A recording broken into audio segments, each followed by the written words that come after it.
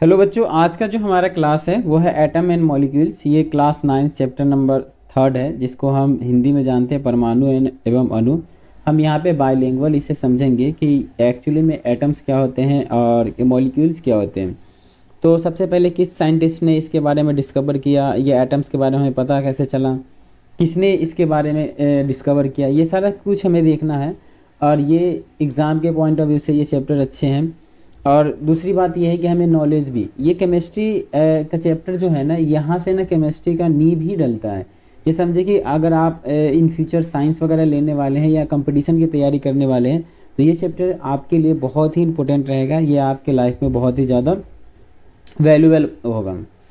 तो अब यहाँ पे हम देखेंगे कि ये परमाणु, पहला वर्ड यहाँ पे क्या आता है कि परमाणु, जिसे हम कहते हैं एटम्स। परमाणु को क्या कहते हैं? हम एटम कहते हैं। उसके बाद है अणु, जिसको बोलते हैं मॉलिक्यूल्स। तो आखिर ये है क्या? पहले हमें कैसे पता चला, किसने बताया कि एटम्स भी कुछ होते हैं, किसी ने बताया कि मॉलिक्यूल्स क्या होता है। तो एटम के बारे में किसने पहले डिस्कवर किया, कैसे हमें अस्तित्व में आया, कैसे हमने जाना, ये सारा कुछ हमें देखना है इसमें। तो सबसे पहले हम यहाँ पे देखते हैं दो, यहाँ पे है फिलोसफर। बेटा फिलोसफर क्या होता है? फिलोसफर का मतलब वो होता है कि जो ना सोचते हैं, थिंकिंग करते हैं, अलग लेवल की थिंकिंग करते हैं। जैसे सच्चाई क्या है एक समय पे, जैसे गौतम बुद्ध हो गए, ठीक है, गांधी जी हो गए, ये सब क्या थे? फिलोसफर थे। तो इन फिलोसफर में से तो इन्होंने सबसे पहले ना यहाँ पे एटम्स के बारे में देखा। तो सबसे पहला जो हमारा इंडियन फिलोसफर की बात करें तो ये है महर्षि कणाद। ये जो आपको इमेज दिख रहा है ये महर्षि कणाद है। ये है भारत के है लगभग ये 500 ईसा पूर्व। 500 ईसा पूर्व का मतलब यहाँ पे ये होता है कि ईसा मसीह के जन्म से 500 साल पहले की बात है। तो 500 साल पहले ही जो महर्षि कणाद थे इन्होंने बताया था एटम्स के बारे में, पदार्थ के बारे में बताया था। और उसके बाद एक और पर्सन है जिसको बोलते हैं डेमोक्रिट्स, ठीक है। ये जो और अगला जो है हमारा, ये जो मतलब कि जो इंग्लिश फिलोसोफर है इसका नाम है डेमोक्रिटस। ये ग्रीक के हैं। ये लगभग इन्होंने 400 ईसा पूर्व पहले बताया। मतलब कि सबसे पहले जो पदार्थ के बारे में डिस्कवर किया गया वो भारत में हुआ था। कहाँ पे हुआ था? भारत में हुआ था। और वो कौन थे? महर्षि कणाद। कौन थे? भारत में हुआ था महर्षि कणाद। इंडिया में डिस्कवर किया गया था। भले ही हम लोगों को पता नहीं है, लेकिन इंडिया में बहुत सारा चीज़ डिस्कवर हुआ, लेकिन लोगों को मालूम नहीं है, लोगों ने इसे प्रमोट नहीं किया। ये चीज़ बात हो सकती है, लेकिन इंडिया बहुत आगे था। अब हम पढ़ते हैं कि जो महर्षि कणाद हैं इन्होंने क्या बताया पदार्थ के बारे में। तो इन्होंने बताया कि परमाणु की अवधारणा दी, जो कि पदार्थ को लगातार विभाजित करने पर प्राप्त होने वाला अविभाज्य कण। मतलब कि किसी भी पदार्थ को अगर हम उसको विभाजित करते रहे तो एक समय ऐसा आएगा कि वो विभाजित नहीं होगा। एक समय ऐसा आएगा कि वो विभाजित नहीं होगा। तो उन्होंने बताया जो विभाजित नहीं होगा, बताया कि ये कण सामान्यतः संयुक्त रूप से पाए जाते हैं, उसे हम कहते हैं पदार्थ। क्या कहते हैं? पदार्थ। जैसे एग्जाम्पल में समझो कि आपके पास इतना बड़ा क्या है? लकड़ी है, वुडन लकड़ी है।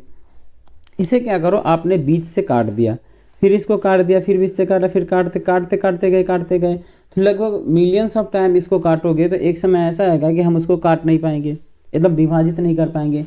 तो वो जो पार्ट विभाजित नहीं कर पाएंगे उसी को इन्होंने बोला कि वो भैया पदार्थ है। क्या है? वो पदार्थ है। तो मतलब किसी भी पदार्थ को अगर हम विभाजित कर रहे हैं, मतलब किसी भी सब्सटेंस को अगर हम विभाजित कर रहे हैं तो वहाँ पे जब एक छोटा पार्ट आया तो वही बनेगा हमारा परमाणु। क्या बनेगा? परमाणु। क्या बनेगा? परमाणु बनेगा। उसी तरह डेमोक्रेटिस ने क्या बोला? इन्होंने बोला कि उन्होंने कहा कि अविभाज्य कणों को एटम्स कहते हैं। जिसको हम डिवाइड नहीं कर सकते उसको एटम कहते हैं, ठीक है। जिसका अर्थ था अविभाजित। अविभाजित का मतलब जिसको हम डिवाइड नहीं कर सकते हैं।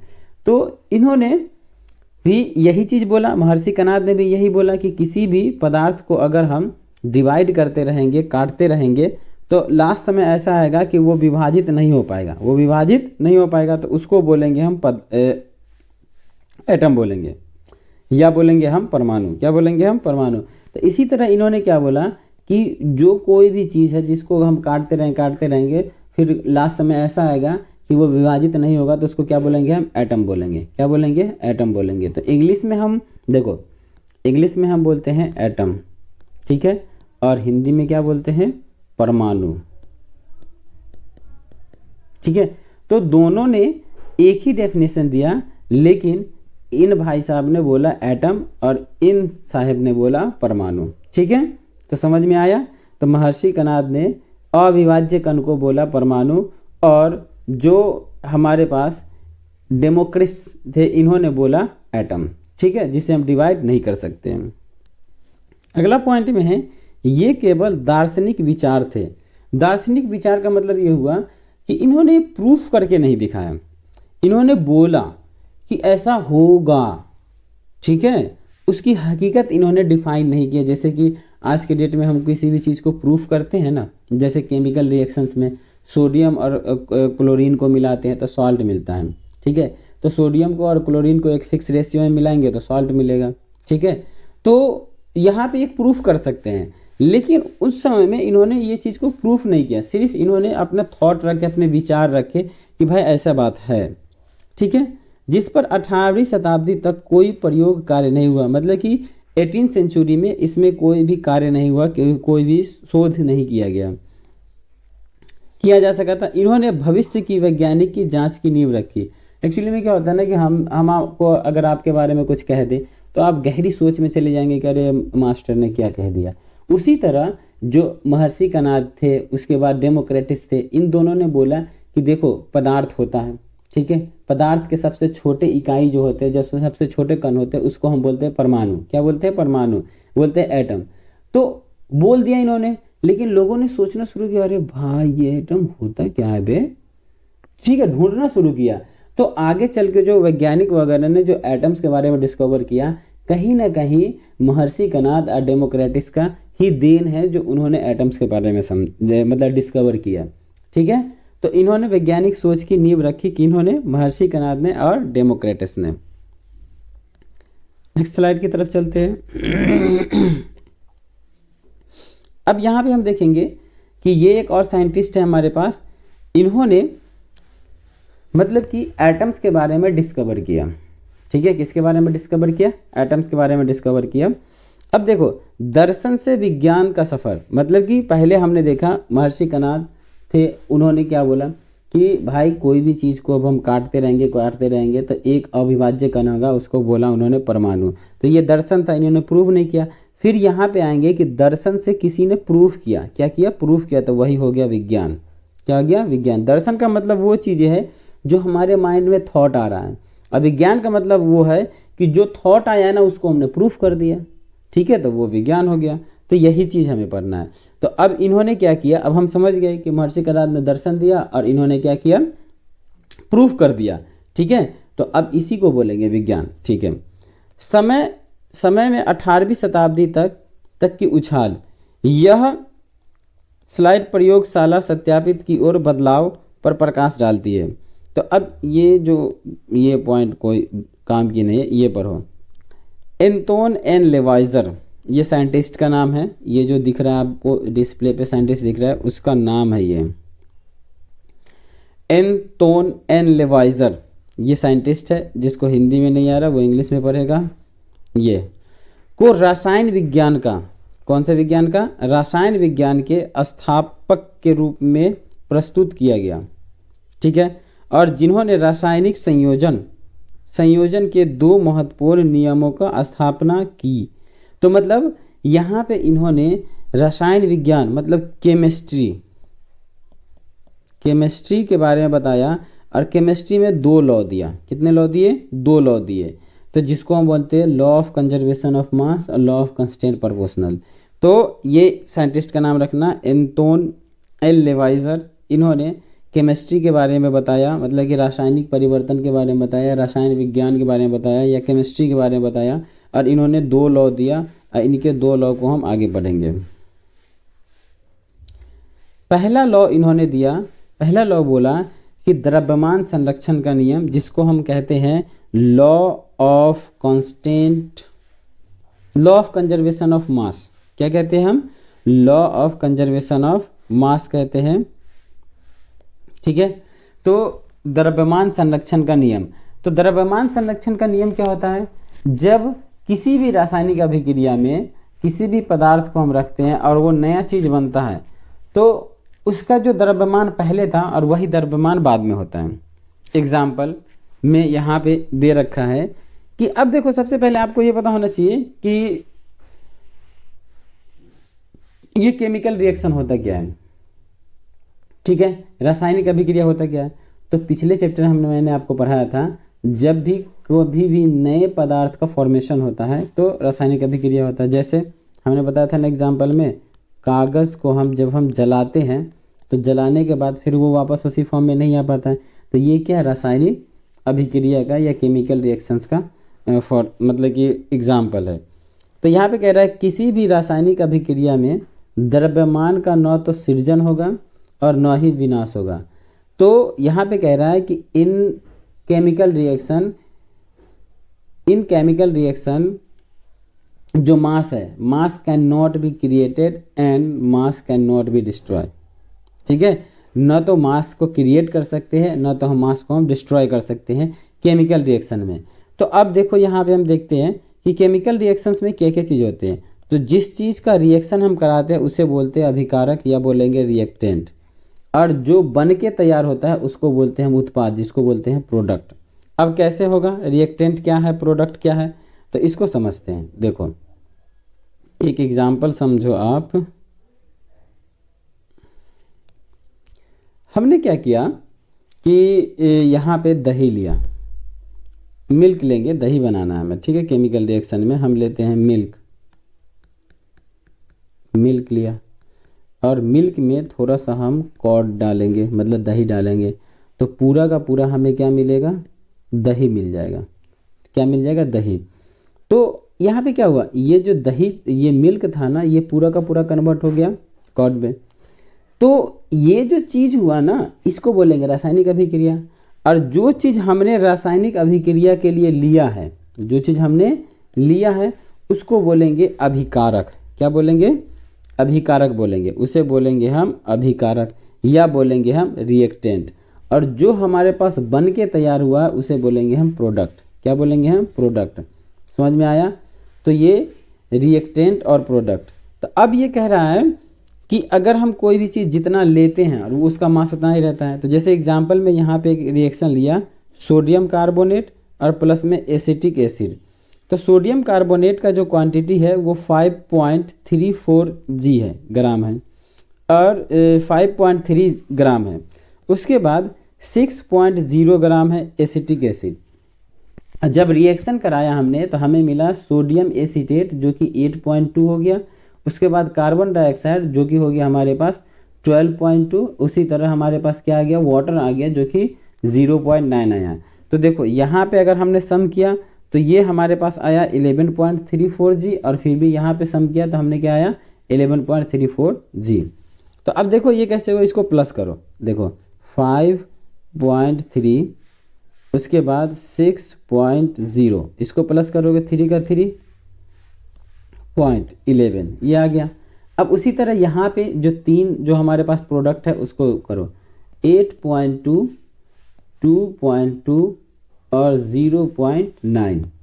तो यहाँ पे 9 to 11 मतलब कि 9 2 11, 11 2 13, 13 का 3 हासिल 1, 8 2 10, 1 11। तो हमने क्या देखा कि ये जो हमारा रिएक्टेंट है, ये जो हमारा क्या है रिएक्टेंट है, वो भी 11.3 आया, और जो हमारा प्रोडक्ट है वो भी क्या आया 11.3 आया। तो मतलब केमिकल रिएक्शन में द्रव्यमान का न तो विनाश किया जा सकता है और न तो क्रिएट किया जा सकता है, ठीक है। न तो सृजन किया जा सकता है, न तो इसको डिस्ट्रॉय किया जाता है। इसी को हम बोलते हैं law of conservation of mass. क्या बोलते हैं, law of conservation of mass, द्रव्यमान संरक्षण का नियम कहते हैं। आगे चलते हैं। अब अगला है केमिकल रिएक्शन का के प्रॉपर्टीज के दूसरा पार्ट है स्थिर अनुपात का नियम। क्या है, स्थिर अनुपात के नियम, जिसको बोलते हैं लॉ ऑफ कांस्टेंट प्रपोर्शंस। स्थिर अनुपात का नियम, लॉ ऑफ कांस्टेंट प्रपोर्शन, स्थिर अनुपात का नियम जिसको हम बोलते हैं लॉ ऑफ कांस्टेंट प्रपोर्शन। अब यहाँ पे जोसेफ एल पॉस्ट द्वारा दिया गया कथन है कि किसी भी रासायनिक पदार्थ में तत्व हमेशा द्रव्यमान के अनुपात में स्थित अनुपात में ही मौजूद रहता है, मतलब कि जिस अनुपात में वो था उसी अनुपात में रहेगा। आप कहीं से भी उस चीज़ को उठा लो तो वो उसी रेशियो में रहेगा, फिक्स रेशियो में। तो अब ये constant proportions, law of constant proportions क्या होता है या स्थिर अनुपात का नियम क्या होता है। जैसे एग्जांपल में यहाँ पे ले लिया कि हमने देखा कि वाटर का जो मतलब केमिकल रिएक्शंस जो होता है, इसकी जो फार्मूला होती है वो होती है H2O, ये मान लिया हमने। तो यहाँ पे देखो H2O क्या होती है, H2O क्या होता है, वो जल होता है। जल H2O में हमेशा हाइड्रोजन और ऑक्सीजन होगा, हाइड्रोजन और ऑक्सीजन। तो हाइड्रोजन जो होगा ना वो 1 रेशियो होगा, और जो ऑक्सीजन होगा वो कितना होगा, 8 रेशियो हो गया। ये चीज़ यहाँ पे बताया गया। तो अब ये कैसे आया, तो कैसे आया इसको समझते हैं। तो कह रहा है कि तत्व के द्रव्यमान, तत्व के द्रव्यमान। तो अब देखो आपको एटॉमिक नंबर, एटॉमिक मास याद होना चाहिए। तो यहाँ पे H2O, तो H जो है ना उसकी एटॉमिक मास 1 है, और ये H कितना है, 2 है। अब यहाँ पे रेशियो, और ऑक्सीजन का एटॉमिक मास कितना है, 16। तो यहाँ पे आप देखोगे तो 2 रेशियो 16, अगर इसको काटो 2 1 जा 2, और यहाँ पे 8, तो आ गया ना 1 रेशियो 8 आ गया ना। तो मतलब वाटर आप कहीं से लो, चाहे वो बारिश का पानी लो, चाहे वो नदी का पानी लो, चाहे आप लैब में तैयार किया हुआ पानी लो, इन सब में जो रेशियो होगा हाइड्रोजन का और ऑक्सीजन का वो होगा 1 रेशियो 8। 1 रेशियो 8 हमेशा रेशियो होगा। कहीं से भी पानी लो, या तो आप आइस वाले ले लो, कहीं से हिमालय का पानी ले लो, समंदर का पानी ले लो, कहीं का भी पानी ले लो, उसमें हाइड्रोजन और ऑक्सीजन का जो रेशियो होगा वो होगा 1 रेशियो 8 होगा। ये समझ में आ गया आपका, ठीक है। अब अगला है इसी प्रकार अमोनियम HNO3 में नाइट्रोजन और हाइड्रोजन, तो 2 एलिमेंट है इसमें HNO3 में, एक तो नाइट्रोजन है, एक तो क्या है, हाइड्रोजन है, का द्रव्यमान अनुपात हमेशा 14 रेशियो 3 होता है। कितना होता है, 14 रेशियो 3 होता है। ये चीज़ आपको पता चल गया।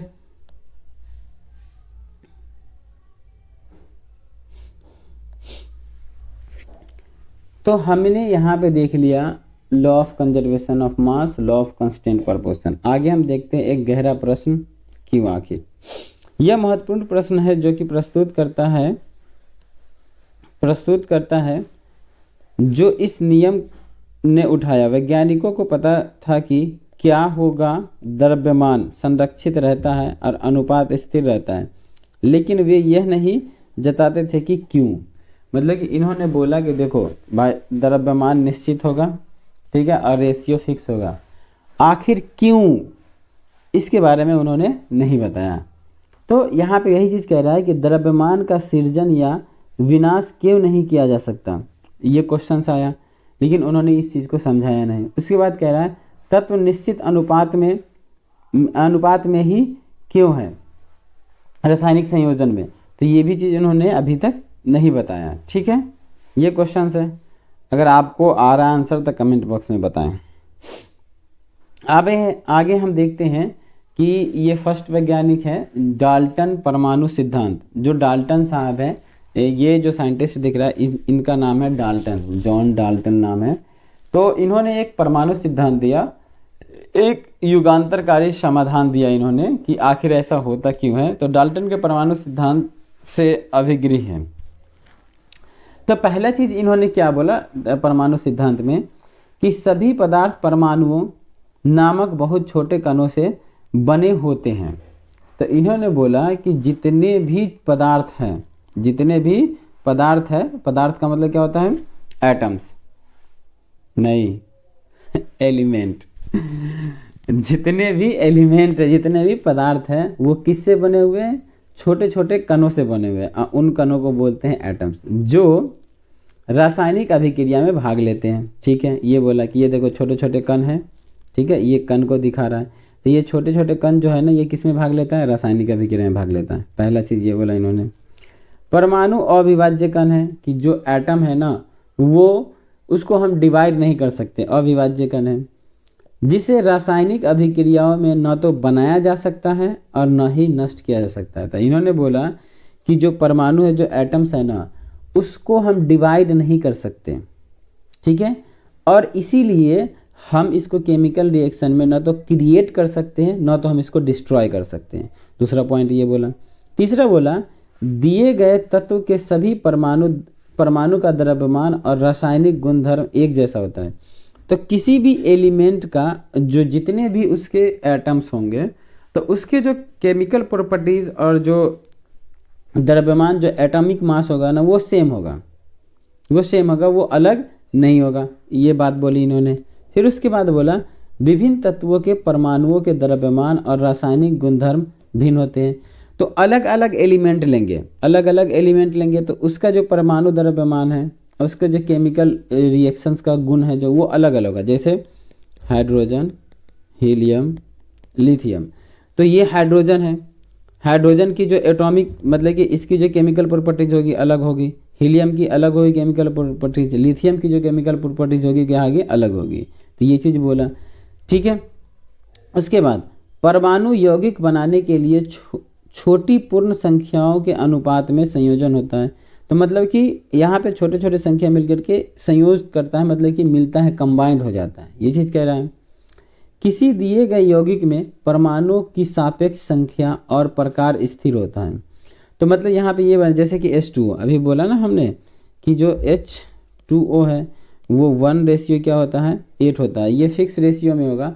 अगर भी हाइड्रोजन का रेशियो थोड़ा सा बढ़ गया या हाइड्रोजन का रेशियो थोड़ा सा ऑक्सीजन का रेशियो थोड़ा सा कम गया तो ये पानी की जगह पे कुछ और बन जाएगा। जैसे एग्जांपल में समझो कि ऑक्सीजन O2 और O3, ये ऑक्सीजन एलिमेंट है और ये ऑक्सीजन जो जिसे हम सांस लेते हैं, और ये O3 है, इसको बोलते हैं ओजोन जो कि हमारे एटमॉस्फेयर का लेयर है।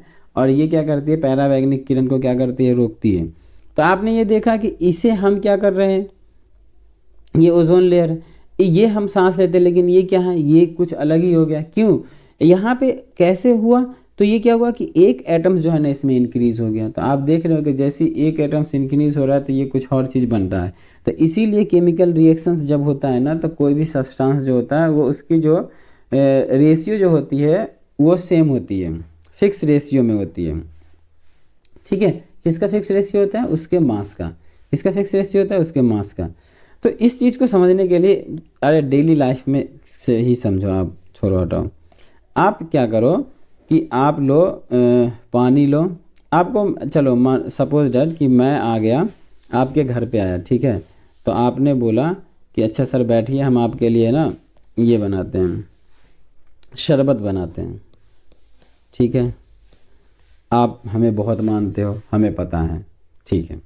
आपने शरबत बनाया तो 1 गिलास पानी लिया और उसमें क्या किया, 1 स्पून चीनी डाला, ठीक है। 1 स्पून चीनी डाला तो हमें नॉर्मल लगा, लेकिन आप क्या करो इसमें ना इंक्रीज़ करते जाओ, स्पून मतलब कि 1 की जगह पे 4, 5, 10 स्पून डाल दो चीनी। तो जैसे 10 स्पून चीनी डालोगे तो ये शरबत के जगह पे क्या बन जाएगा, चाशनी। क्या बन जाएगा, चाशनी नहीं बनेगा। तो इसका मतलब क्या हुआ कि हमने किसी भी एक चीज़ की क्वांटिटी को क्या किया, बढ़ाया, तो उसका जो प्रॉपर्टीज़ है वही बदल गया, चेंज हो गया। तो इसी तरह क्या होता है ना केमिकल रिएक्शंस में, जब हम किसी भी एलिमेंट के क्वांटिटी को बढ़ाते हैं, ठीक है, तो उसकी जो फॉर्मेशंस है ना वो चेंज हो जाता है, वो दूसरा चीज़ बन जाता है। तो इसीलिए हमें एक फिक्स रेशियो में उसके द्रव्यमान को रखना ज़रूरी है। इसी को हम बोलते हैं law of conservation of mass, ठीक है,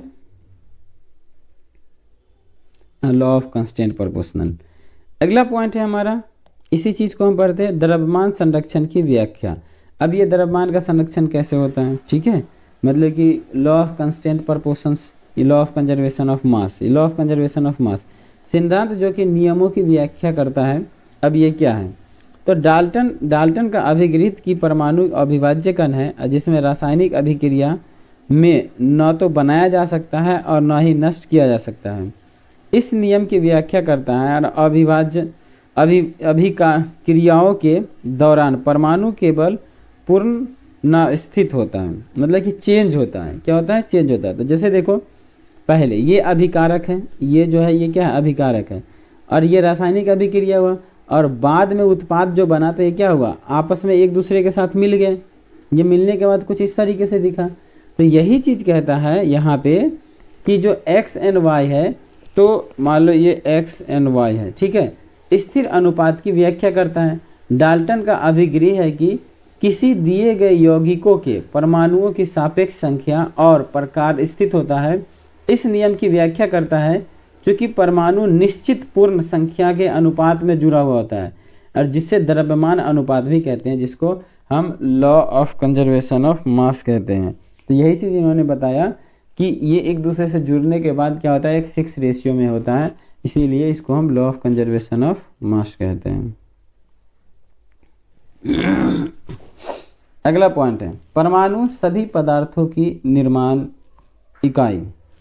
तो मतलब कह रहा है कि जो परमाणु है ना, दुनिया के जितने भी पदार्थ हैं, जितने भी पदार्थ हैं, ठीक है, वो किससे बना है, परमाणु से। किससे बना है, परमाणु से, ठीक है।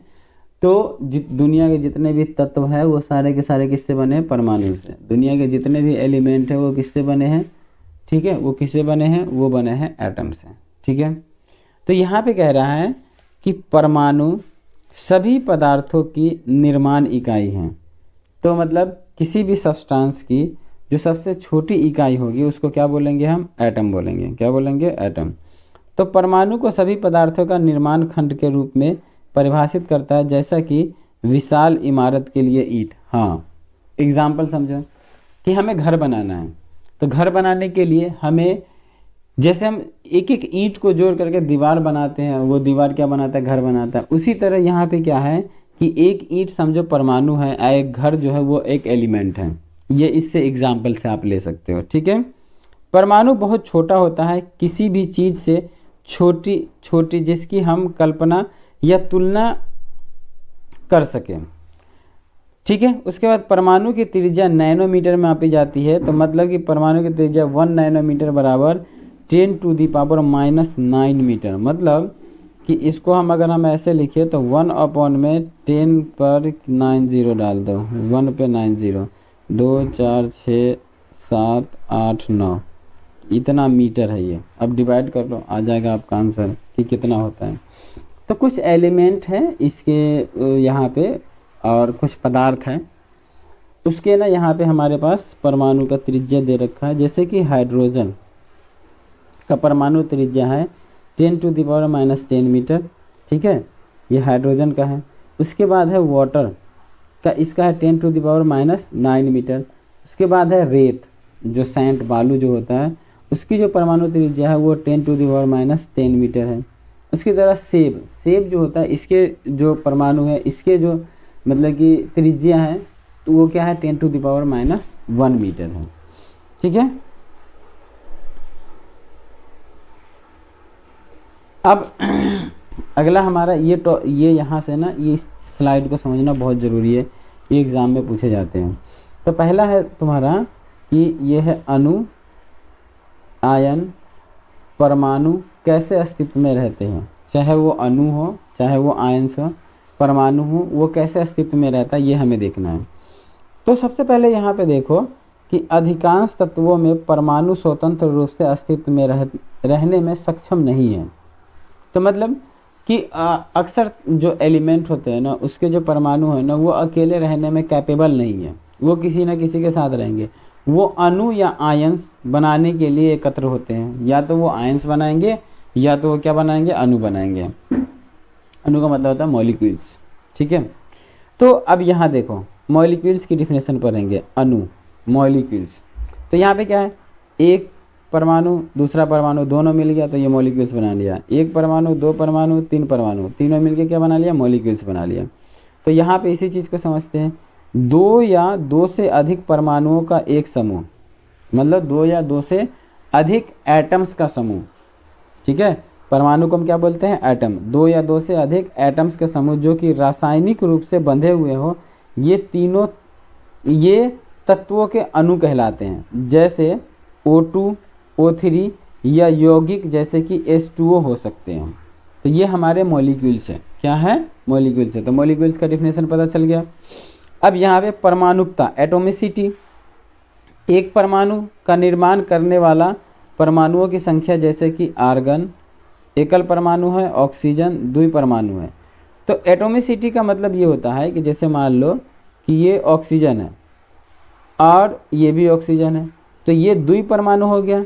डाई एटॉमिक इसको बोलेंगे मोनो एटॉमिक, और जो 4 होगा उसको बोलेंगे ट्राई एटॉमिक। ठीक है, तो इसको बोलते हैं एटोमिसिटी या बोलते हैं परमाणुकता। कितने परमाणु से जो हमारा मॉलिक्यूल्स है वो बना हुआ है। तो कोई भी मॉलिक्यूल्स में कितने एटम्स हैं, कितने एटम्स से मिलकर के बने हुए हैं कितने, ठीक है, उसको बोलेंगे हम एटोमिसिटी। तो ये इसको बोलेंगे मोनो एटॉमिक, इसको बोलेंगे डाई एटॉमिक, इसको बोलेंगे हम ट्राई एटॉमिक, या बोलेंगे एकल परमाणु, द्वि परमाणु और फोर्थ परमाणु। ठीक है, या बहु परमाणु बोलेंगे, पॉली एटॉमिक बोल सकते हैं। उसी तरह यौगिक, तत्व यौगिक। ठीक है, अब यौगिक क्या है? विभिन्न तत्वों के परमाणु एक निश्चित अनुपात में जुड़कर यौगिक बनाते हैं। ठीक है, तो इसको क्या बोलेंगे हम? यौगिक। देखो अब यहाँ पे जुड़ गया। ठीक है, अब यहाँ पे क्या हुआ? ये इससे जुड़ गए और ये इससे जुड़ गए, तो इसी को बोलते हैं परमाणु। ठीक है, तो विभिन्न तत्वों के परमाणु एक निश्चित अनुपात में जुड़ करके यौगिक का निर्माण करते हैं। उसके बाद आता है आयंस। क्या आता है? आयंस। तो यहाँ पे सोडियम है और यहाँ पे क्लोरीन है। तो सोडियम का एटॉमिक नंबर आप देखो कि सोडियम का एटॉमिक नंबर क्या होता है? 11 होता है। इसको अच्छे से समझते हैं, आयंस हम बताते हैं आपको। सोडियम का एटॉमिक नंबर जो होता है वो होता है 11। इलेक्ट्रॉनिक कन्फिग्रेशन लिखोगे तो 2 7 2। ठीक है, 7 2 9 2 11। उसके बाद क्लोरीन का देखोगे तो हमारा होता है 17, तो 2 8 7, ये हो गया। तो अब देखो हमें पता है, ठीक है, क्लोरीन सोडियम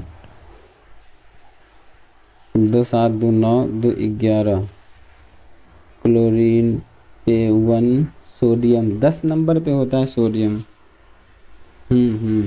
सोडियम 10 नंबर पे होता है ना, तो 7 2 9 1 10, लास्ट में 1 होगा ना, यहाँ पे 1 होगा। क्लोरीन 17, सोडियम 10, देख लेना यहाँ पे इसका लास्ट में 1 होता है। ठीक है, अरे सॉरी, सोडियम 11 ही होता है। यहाँ पे सेकेंड जो सेल है ना उसमें 8 आएगा, यहाँ पे 1। ठीक है, तो अब देखो सोडियम के पास क्या है? 1 है, और क्लोरीन के पास क्या है? 7 है। देखिए याद रखना, किसी भी एलिमेंट के इलेक्ट्रॉनिक कन्फिग्रेशन में अगर 1 2 3 4 5 6 7 8, इसको छोड़ दो और इसे छोड़ दो। अगर 1 2 3 रहेगा, 1 2 3 रहेगा तो ये हमेशा देगा। ठीक है, अगर 5 6 7 रहेगा तो ये हमेशा लेगा। तो जो लेता है ना, तो अब देखो 5 है तो कितना लेगा? तो 5 है तो 3 लेगा, 6 है तो 2 लेगा, और 7 है तो 1 लेगा। क्यों? क्योंकि इसको ना ऑक्टेव पुराना है, मतलब कि इसके लास्ट सेल में 8 होना चाहिए। कितना होना चाहिए? 8 होना चाहिए। अब उसी तरह अगर 1 है तो 1 देगा, 2 है तो 2 देगा, 3 है तो 3 देगा। ठीक है, तो जो दे रहा है जितना देगा उतना पॉजिटिव होगा उस पर, जितना देगा उतना पॉजिटिव। तो 1 दिया तो 1 पॉजिटिव, 2 दिया तो 2 पॉजिटिव, 3 दिया तो 3 पॉजिटिव। अब ये क्या कर रहा है? 3 लेगा तो 3 नेगेटिव, 2 ले रहा है तो 2 नेगेटिव, 1 ले रहा है तो 1 नेगेटिव। तो यही चीज़ हुआ आयंस। क्या हुआ? आयंस। तो ये यहाँ पे देखो कि ये जो है 7, 1 लेगा इससे, तो कौन ले रहा है? क्लोरीन। कौन ले रहा है? क्लोरीन। तो क्लोरीन पे 1 नेगेटिव हो जाएगा। अब ये देखो सोडियम है, तो सोडियम 1 देगा, तो क्या हो रहा है? सोडियम पे प्लस हो रहा है। तो ये इतना चीज़ समझ में आया? ठीक है, इसे नोट कर लेना पॉज करके, मैं इसे मिटाता हूँ और भी कुछ समझाना इसमें।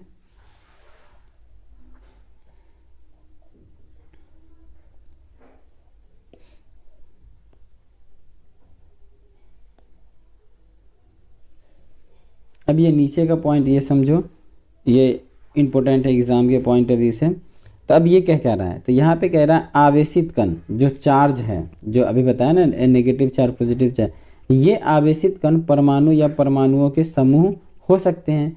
तो जैसे धनायन जिसपे पॉजिटिव चार्ज है उसको बोलते हैं केटायन। तो धनावेशित कण आयन जो होते हैं, जैसे कि सोडियम प्लस, इसको बोलेंगे केटायन। तो ये याद रखना, केटायन का मतलब क्या होता है, पॉजिटिव, इसका मतलब वो दे रहा है, इलेक्ट्रॉन्स को क्या कर रहा है, दे रहा है। उसके लास्ट में क्या होगा, या तो 1 होगा, या तो 2 होगा, या तो 3 होगा। उसी तरह होता है एनायन, जिसको रिनायन बोलते हैं, आवेशित आयन, जैसा कि क्लोरीन पे नेगेटिव होता है। तो ये क्या कर रहा है, ले रहा है। तो एग्जाम में यहाँ से क्वेश्चन आता है कि केटायन क्या होता है, एनायन क्या होता है। तो केटायन का मतलब ये इलेक्ट्रॉन्स को दे रहा है, ठीक है, और एनायन का मतलब क्या होता है, ये इलेक्ट्रॉन्स को ले रहा है। तो लेने वाला नेगेटिव और देने वाला पॉजिटिव। तो ये याद रखना, केटायन और एनायन। आयंस जो होते हैं वो 2 प्रकार के होते हैं। जो आयन होते हैं, आयन जो होते हैं वो 2 प्रकार के, एक हो गया केटायन और दूसरा क्या हो गया, अरे यार, ये हो गया केटायन, दूसरा हो गया एनायन। तो ये याद रखना, केटायन क्या होता है, जिसपे पॉजिटिव चार्ज होता है, एनायन क्या होता है, जिसपे नेगेटिव चार्ज होता है। तो यहाँ तक क्लियर हो गया आपका। चलो आगे बढ़ते हैं।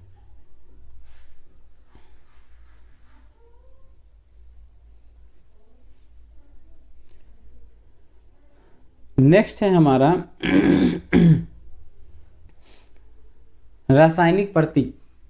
मतलब कि जो रासायनिक प्रतीक का मतलब यहाँ पे ये हुआ कि जो एलिमेंट होते हैं ना, उसके सिंबल्स, एलिमेंट्स के क्या होते हैं, सिंबल, जिसको IUPAC के नियम के आज के नाम से जानते हैं। तो किसी भी एलिमेंट, जैसे हाइड्रोजन है तो हाइड्रोजन का हम सिंबल क्या जानते हैं, H। हीलियम है तो हीलियम का सिंबल हम क्या जानते हैं, H ही जानते हैं।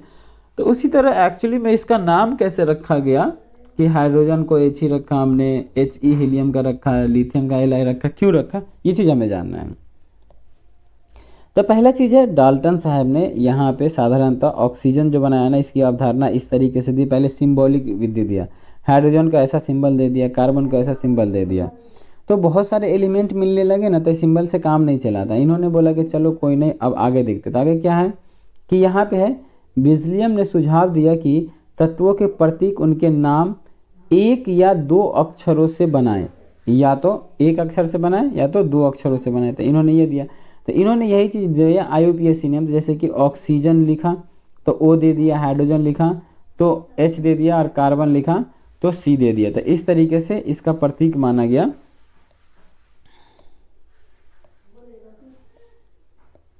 तो यहाँ पे देखो, अंग्रेजी नामों से हाइड्रोजन H, एल्युमिनियम Al, ठीक है। उसी तरह लैटिन भाषा में तो कुछ चीज़ें होते हैं, जैसे कि आयरन, कुछ एलिमेंट आयरन, तो आयरन की क्या आना चाहिए, आई आना चाहिए, लेकिन आई नहीं है। तो यहाँ पे क्या आया, Fe। तो Fe का मतलब होता है फेरम। ये लैटिन वर्ड है। कैसा वर्ड है ये, लैटिन वर्ड। उसी तरह सोडियम, तो सोडियम जो है, तो ये नेट्रियम बोला जाता है, ये सोडियम है, Na यहाँ पे डाला गया। तो सोडियम क्या होता है, SO से होता है सोडियम, लेकिन यहाँ पे क्या डाला गया, Na। तो ये नेट्रियम वर्ड है। तो ये भी कैसा, नेट्रियम बोलते हैं इसको, लैटिन भाषा में सोडियम को नेट्रियम बोलते थे, तो इसीलिए यहाँ पे Ne नाम रखते हैं इसका। तो जो नामकरण है ना, वो तो इंग्लिश लैंग्वेज है और प्लस में लैटिन है। इंग्लिश और लैटिन मिला करके मतलब कि जितने भी एलिमेंट है उसके सिंबल्स रखे गए। क्यों, क्योंकि एक ही वर्ड से स्टार्ट होने वाले ऐसे बहुत सारे एलिमेंट हैं, तो इसीलिए कि हमें मिक्स ना हो जाए, इसीलिए लैटिन वर्ड यहाँ पे डाला गया है।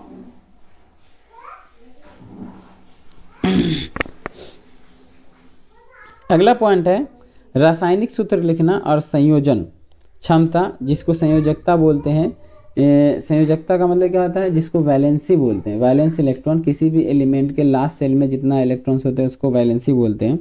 तो जैसे देखो, एल्युमिनियम है, इसके लास्ट में क्या है, 3 है, और ऑक्सीजन इसके लास्ट में क्या है, -2 है। तो क्या हो जाएगा ना, यहाँ पे जैसे आप एल्युमिनियम लिखो और ऑक्सीजन लिखो, तो एल्युमिनियम के पास 3 है, ठीक है, और ऑक्सीजन के पास क्या है, 2 है। तो ये एक्सचेंज हो जाएगा, ये एल्युमिनियम इसके पास, ऑक्सीजन इसके पास, तो क्या बन जाएगा, Al2 और O3, ठीक है। तो ये बन जाएगा। तो इसको बोलेंगे एल्युमिनियम ऑक्साइड। क्या बोलेंगे, एल्युमिनियम ऑक्साइड। तो ये एक दूसरे के वैलेंसी से क्रॉस मल्टीप्लाई करेंगे, तो ये हमारा फॉर्मूला बन के तैयार हो जाएगा। अब वैलेंसी कैसे निकालते हैं, इसके लिए अगर आपको जानना है तो आप कमेंट बॉक्स में बताएं, मैं वैलेंसी के लिए एक सेपरेट वीडियो बता दूंगा और उसमें पूरा सिखा भी दूंगा वैलेंसी कैसे निकालते हैं। उसी तरह यहाँ पे कुछ एग्जाम्पल्स हैं। यहाँ पे बहुपरमाणिक, मतलब कि जिसमें एक से ज़्यादा परमाणु हो, उसका कैसे हम लिखते हैं, ठीक है। एक टीम के रूप में कार्य करने वाले परमाणु बहुपरमाणु कहलाता है। तो जैसे बहुपरमाणु आयंस परमाणुओं के समूह होता है जिन पर एक निश्चित आवेश होता है, जैसे अमोनियम NH4 पॉजिटिव है, सल्फेट SO4 2 नेगेटिव है और हाइड्रोक्साइड OH नेगेटिव है। तो सूत्रों को कोष्ठक में ब्रैकेट का प्रयोग करते हैं यहाँ पे। तो ये चीज़ देखते हैं यहाँ पे। तो देखो Ca है कैल्शियम तो +2 है और यहाँ पे क्या है OH है। तो जब इन दोनों को रिएक्ट कराया गया तो यहाँ पे क्या आ गया CaOH का होल ट्वाइस। तो सीधे सीधे ऐसे समझो, Ca के पास 2 है और OH के पास क्या है, यहाँ पे 1 है। तो क्या होगा, क्रॉस मल्टीप्लाई करेंगे इसको और इससे, तो यहाँ पे आ जाएगा तुम्हारा Ca और OH दोनों का है ना, तो इसको ब्रैकेट लगा करके 2 कर देंगे तो ये हो जाएगा कैल्शियम हाइड्रोक्साइड। क्या हो जाएगा, कैल्शियम हाइड्रोक्साइड। इस तरीके से नहीं लिखेंगे हम, ये गलत है, ये सही है, ठीक है। तो जो बहुपरमाणुक होगा उस तरीके से ब्रैकेट लगा करके दोनों का हम देंगे। अगला है अदृश्य को मापन परमाणु एवं आणविक द्रव्यमान। तो हम कैसे किस तरीके से हम किसी भी परमाणु का जो है ना उसको हम मेजरमेंट करते हैं या उसका जो हम मास निकालते हैं वो चीज़ बताया गया। तो ये एक एग्जांपल लिया गया कि तरबूज के 12 इकाई के टुकड़ों में काटा गया, इस तरह से फल रखा गया। तो तरबूज के 1 इकाई से मेजर किया गया इसको, तो उसी तरह तरबूज के जगह पे हम रखेंगे कार्बन 12। तो ये एग्जाम में पूछा जाता है कि परमाणु द्रव्यमान निकलने के लिए इकाई यूनिट क्या होता है, तो वो होता है कार्बन 12 या 1/12। इसको हम यू से मेज़र करते हैं, जैसे कि केजी होता है, लीटर होता है, तो उस केजी लीटर के जगह पे मेजरमेंट की यूनिट होती है, उसी तरह यू होता है परमाणु द्रव्यमान की यूनिट होती है। तो जिसे आणविक द्रव्यमान मॉलिक्यूलर मास बोलते हैं। तो हाइड्रोजन की जो एटॉमिक मास होती है वो 1 होती है, तो इसीलिए 1 यू है। ऑक्सीजन की एटॉमिक मास होती है वो 16 यू होती है, 16 यू। और H2O का आणविक द्रव्यमान, ये एग्जाम में आता है, आणविक द्रव्यमान कैसे निकालते हैं, तो देखो H2O, तो यहाँ पे हाइड्रोजन 1 है और कितने एटम्स है इसके, 2 प्लस में ऑक्सीजन ऑक्सीजन का एटॉमिक मास 16 होता है और कितने हैं, 1 है। तो 2 1 ज़ा 2 प्लस में 16 बराबर क्या हो गया, 18 हो गया, ठीक है। तो यहाँ पे ये समझ में आ गया। तो ये अब यहाँ पे क्या लगा दो, यू लगा दो, तो ठीक 18 यू हो गया H2O का आणविक द्रव्यमान मॉलिक्यूलर मास हो गया। इसी के साथ ये चैप्टर हमारा कंप्लीट होता है। आई होप आपको ये समझ में आया होगा।